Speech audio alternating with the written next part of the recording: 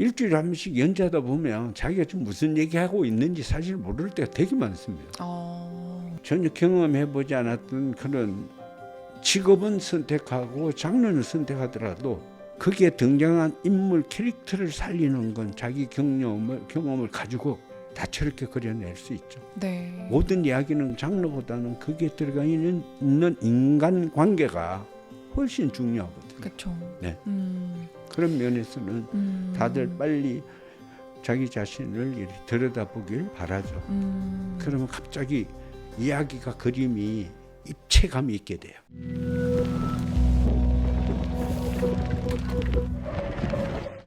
네, 안녕하세요. 라이프 플러스 피플의 신화입니다.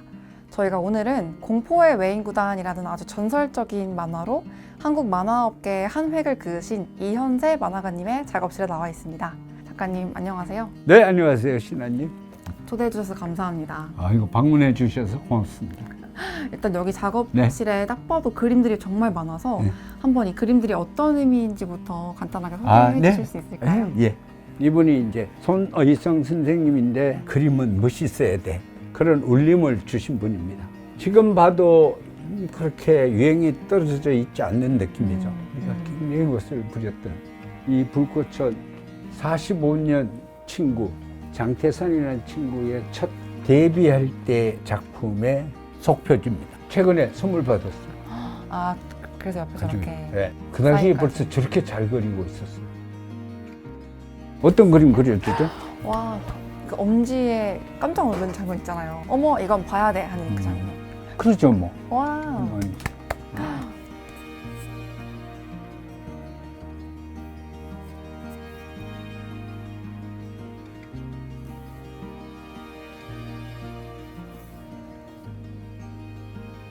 우와, 진짜 감사합니다, 선생님. 네. 자랑해야겠다. 제 가보입니다. 저희는 그럼 이제 2층으로 올라가서 본격적인 토크 한번 나눠보도록 하겠습니다. 저희가 1부에서는 지금까지 걸어오신 궤적 같은 걸 좀 짚어보려고 하거든요. 맨 처음에 만화에 빠지셨던 계기랄까요? 어떤 생활 환경과 자라는 과정이 있으셨길래 만화에 그토록 빠질 수 있었는지. 그때는 그냥 먹고 공부만 하라는 사회였거든요. 아, 근데 우리는 아니잖아요.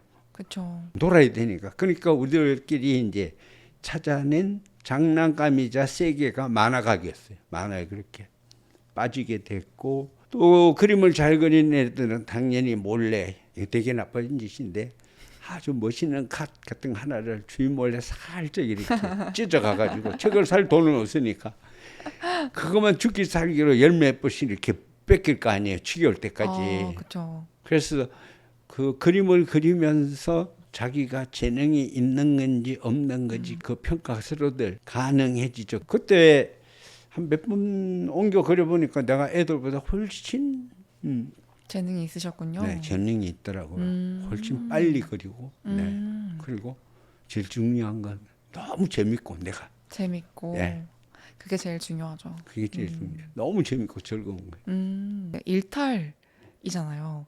근데 이제 그런 성장 환경 속에서 내가 직업으로 만화가가 되겠다라고 결심을 하는 게 진짜 큰일이었을 것 같아요. 지금이랑 만화가라는 직업에 대한 인식이 너무 다른 1970년대 네. 어떻게 해서 만화가가 되겠다는 결심을 하셨는지 그것도 여쭙고 싶었어요.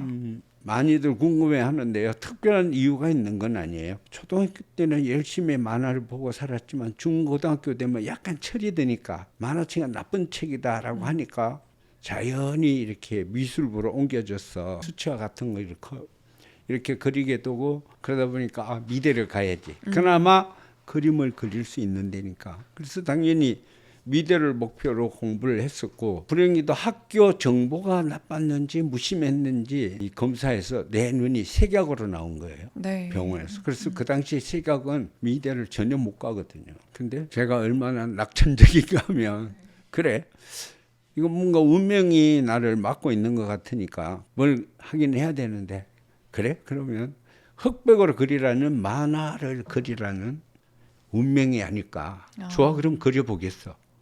그리고 바로 적고 바로 만화로 뛰어들었죠. 뛰어들어서 만화를 그려보니까 서울에 와서 견습생으로 들어갔는데도 그 견습생들 중에서 제 그림 진격이 훨씬 빠르더라고요. 그래서 즐겁기도 하고 가장 잘하는 것 같기도 하고 됐어. 이건 내 길이야. 그냥 결정해버렸죠. 와, 작가님이 하신 말씀 중에 하나가 특별한 창작은 모두 자전적인 이야기로부터 시작한다는 말씀이 있더라고요. 혹시 네. 이 말씀에 대해서 조금 더 설명해 주실 수 있을지 궁금했어요. 처음에는 만화책에서 주인공을 어떻게 찾아야 되지? 굉장히 그게 막연했죠. 그래서 막연히 그냥 세상에서 한 번도 탄생하지 않았던 나만의 캐릭터를 갖고 싶어. 그때 친구들은 저하고 좀 달랐어요. 친구들은 메시지에 훨씬 더 유념을 했어요. 어떤 메시지를 할까? 뭐 민주화 운동도 있고 여러 가지가 있겠죠. 근데 저는 메시지는 큰 관심이 없고 나를 대변해서 세상에서 양심적 소리를 낼 수 있는 절대 캐릭터를 갖고 싶었던 거예요. 근데 아무리 만들어도 새롭지가 않아요. 그 한계라는 게 어차피 사람은 눈 2개, 코 하나, 입 하나, 귀 2개, 눈썹 둘, 이 정해져 있으니까요. 우주인처럼 만들지 않고는 안 되는 거예요. 그래서 좌절했어. 한동안 좌절했어. 나 그림에 재주가 없나? 왜냐하면 매력적인 캐릭터가 없다는 건 명배우가 없는 드라마를 만드는 거하고 같잖아요. 그렇죠. 그래가지고 한때는 많이 포기하려고 그랬어요. 근데 그게 어느 날 각성이 된 거예요.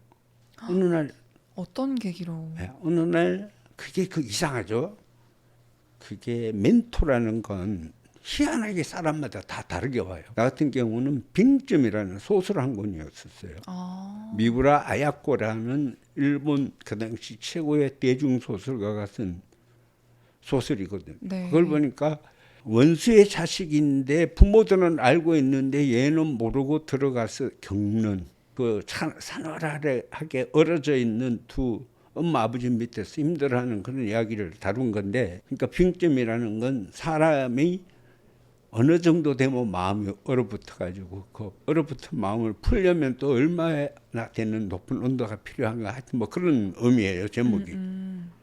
근데 그걸 보니까 내 과거사가 생각나잖아요. 빙점을 보면서 왜 나는 내 얘기를 하려고 안 하고 다른 이야기를 가지고 멋있는 히어로라든지 생뚱맞은 이야기를 가지고 재밌는 만화를 그리려고 했을까. 드디어 안 그죠. 그래서 그 각성하고 내 얘기를 쓴 게 까치의 5계절이에요. 까치의 5계절. 네, 나한테는 내가 알 수 없었던 모르는 한 계절이 다른 사람은 알고 나는 몰랐던 숨겨진 시간이 있다는 의미죠. 그 당시 아동 만화 이 타이틀 치고는 좀 깊이가 쉽지는 있네요. 않죠. 네. 그런데 의외로 그 만화가 또 대박이 났었어요. 그러니까 그런 거는 억눌린 청소년들의 숫자가 그렇게 많았다라고 봐야 되죠. 다 보고 거기서 자기를 보는 거죠. 내 얘기를 하니까 지금까지 전혀 다른 감정 표현이 필요할 때가 오는 거예요. 순정 만화의 그 슬픈 눈망울에 그 별도 가져올 수도 있고, 가끔은 개그 만화에 아주 예쁜 과장된 눈도 가져올 수 있고, 활극적인 남성적인 눈도 넣어놓고, 그렇게 해야 이게 표현이 다 되더라고요. 근데 그럼 이건 한 인물이 아니잖아요. 네. 그래서 까치머리라는 그 까치 둥지 같은 머리가 필요했던 거예요. 트레이드마크처럼. 여태까지 아무도 머리를 그런 식으로는 쓰지 않았으니까 그 머리를 딱 얹으면 얼굴이 어떻게 바뀌든지 간에 전부 까치로 보는 거예요.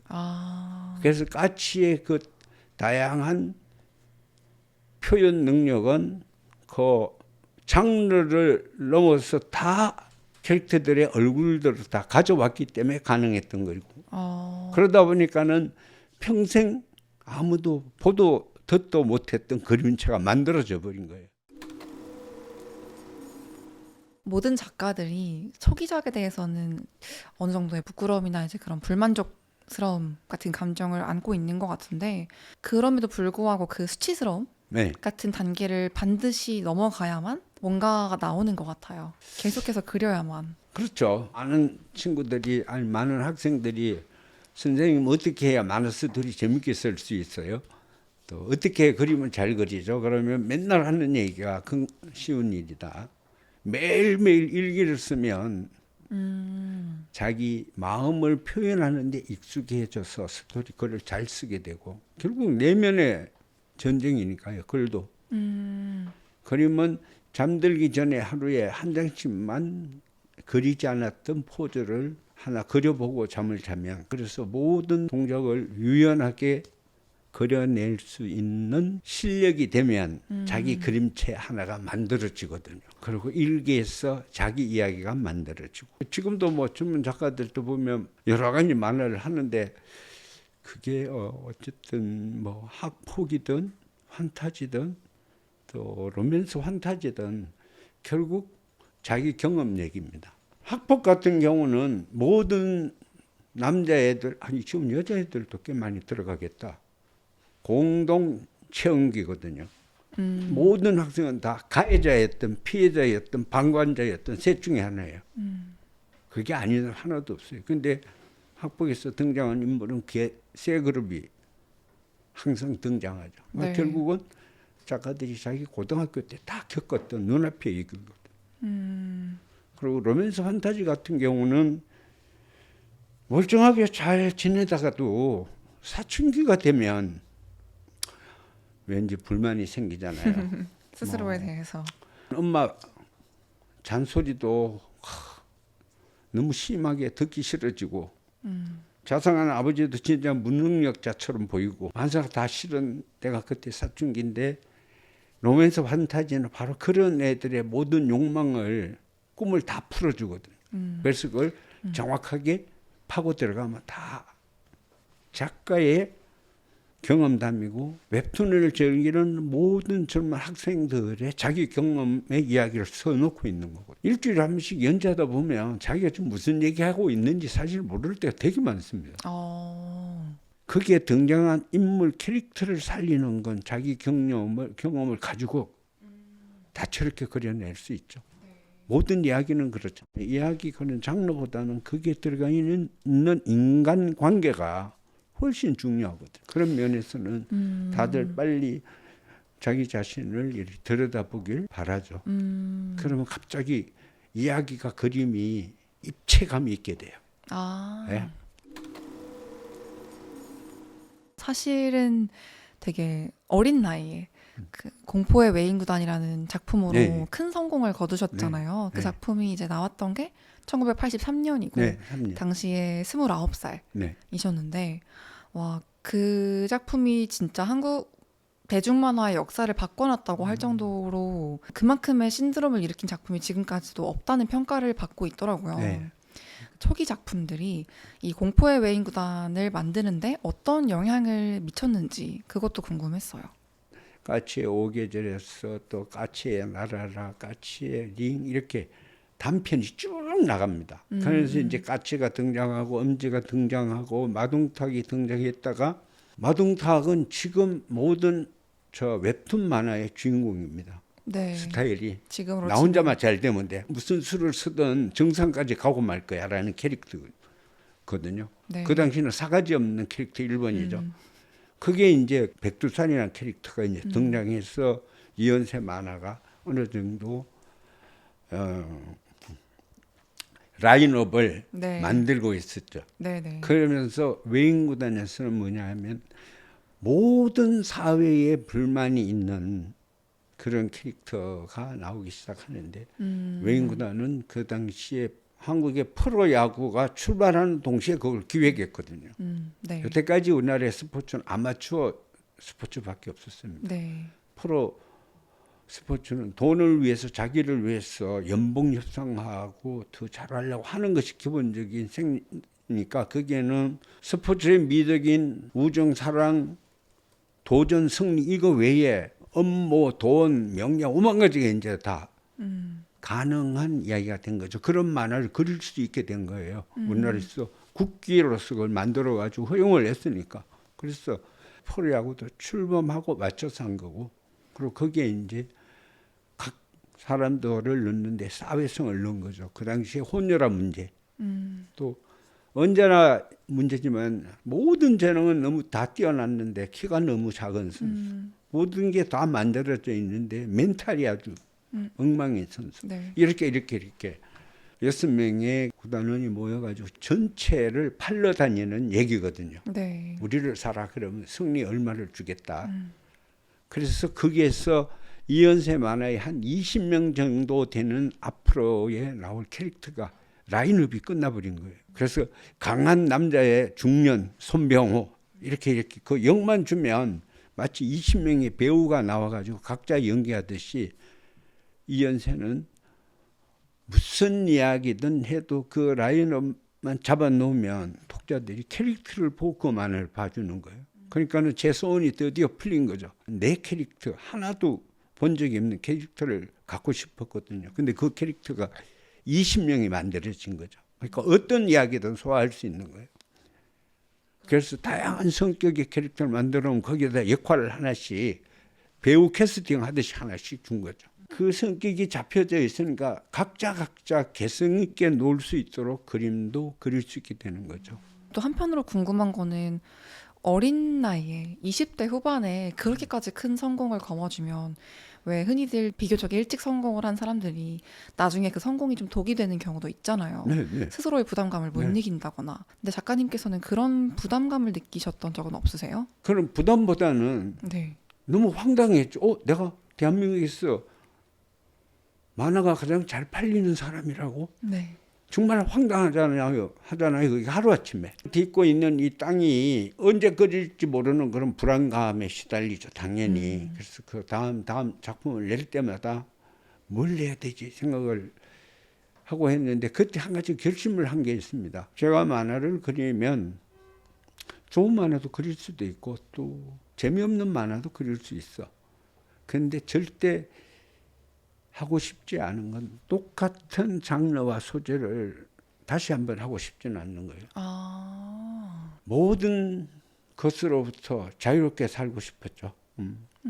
소재를 할 때는 뭐 어떤 이념이라든지 종교라든지 어떤 그런 모든 것으로부터 권력, 돈, 이런 명예 이런 데서 가능하면 벗어나가지고 자유롭게 그리고 싶었죠. 소재를 잡을 때. 그 바람에 굉장히 다양한 소재를 가지고 만화를 그릴 수 있었죠. 이은세는 다음 이야기를 뭘 가지고 올까 하다 보니까 저 천국의 신화 이런 고대사까지 갔다가 나중에는 또 그게 재앙이 되기도 하는데 어쨌든 제 스스로도 항상 새로운 소재는 머리카락 디자인부터 모든 걸 다 바꿔야 되니까 그림을 그릴 때마다 지겹지 않아서 좋았죠. 네. 천국의 신화 사건 같은 경우는 창세기 이야기니까 어떻게 인간이란 존재가 탄생했고 이런 거를 그리시는 과정에서 당시 시대가 또 시대인 만큼 외설 논란에 휩싸여서 그러니까 그게 재앙이 된 거예요. 이게 청소년들에게 유해하다 뭐 이런 이유에서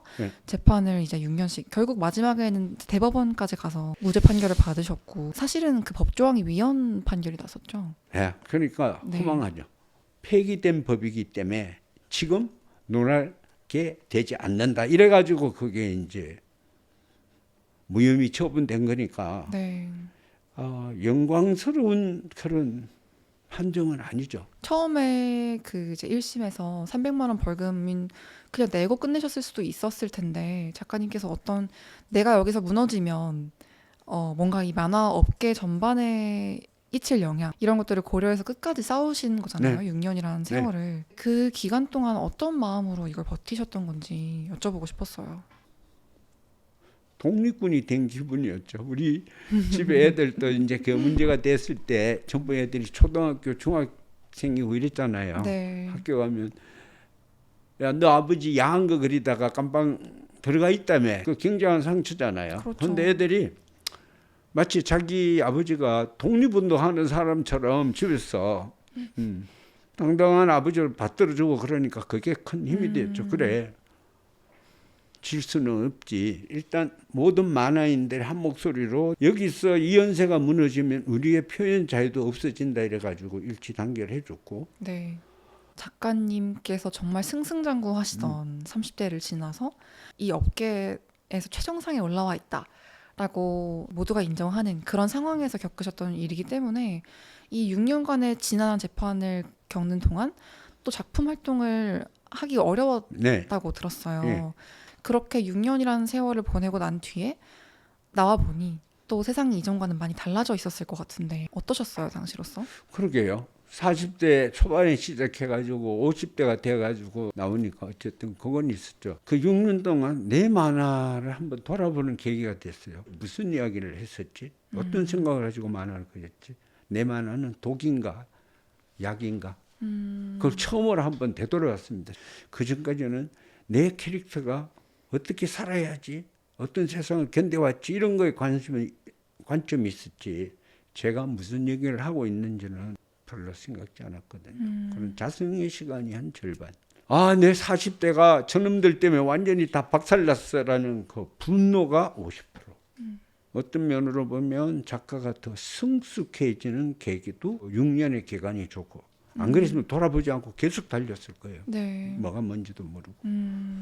열정이 가버리고 이성이 들어왔다고 할까요? 그러니까 천국의 신화 1부, 2부 앞에 부분을 할 때는 이현세의 역사는 투쟁의 기록이다라고 봤어요. 그런데 뒤에 대단권에 들어가서는 역사는 순리다라고 돼버린 거예요. 10년 동안에 제가 바뀌어버린 거예요.